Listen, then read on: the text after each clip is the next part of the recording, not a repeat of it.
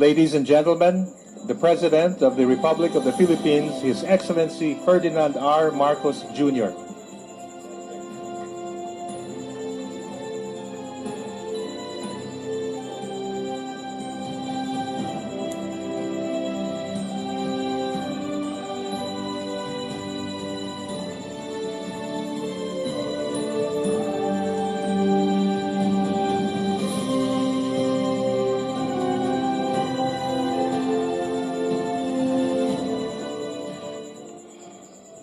Good evening, please take a seat.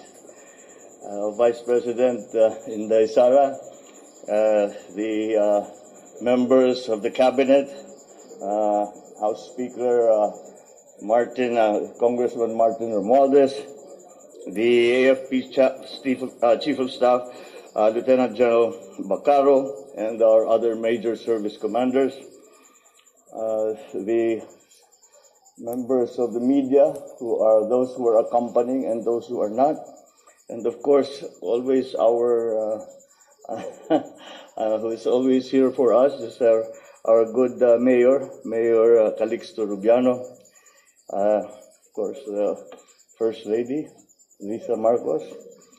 I only do that to annoy you.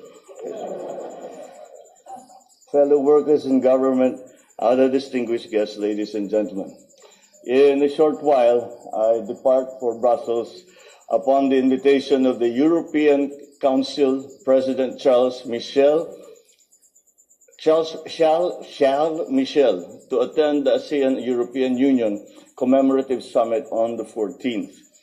The standalone summit is celebrating 45 years of ASEAN-EU relations with in-depth discussions on the most relevant issues concerning both regional organizations, such as global and regional security challenges, sustainable development, and economic cooperation, amongst other things.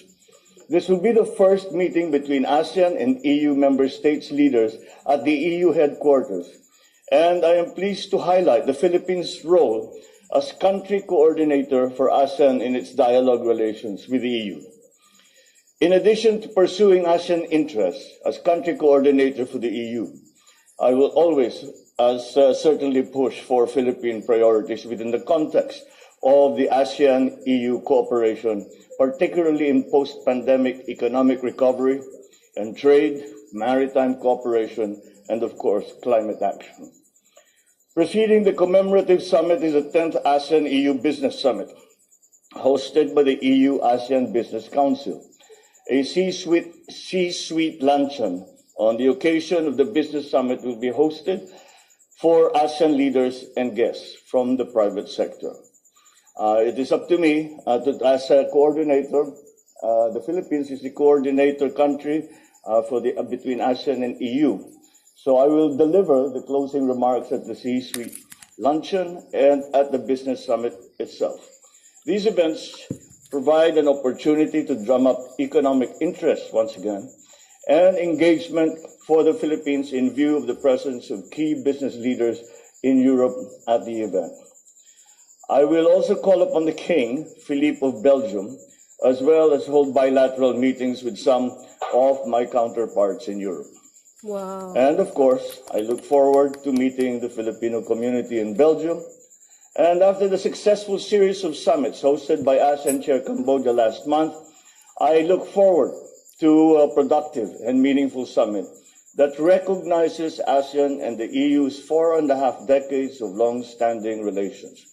And this we will continue to do, and we're very proud to, although I am representing the Philippines, I am now also representing all of ASEAN. But nonetheless, as I have mentioned, Philippine interest will always enter into all my discussions. Thank you very much, and good evening.